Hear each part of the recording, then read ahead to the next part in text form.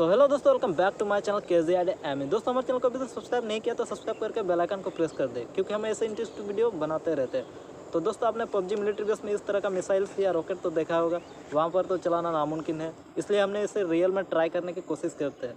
तो इसे लॉन्च करेंगे और देखते हैं ये लॉन्च होता है कि नहीं। तो try it and fly it.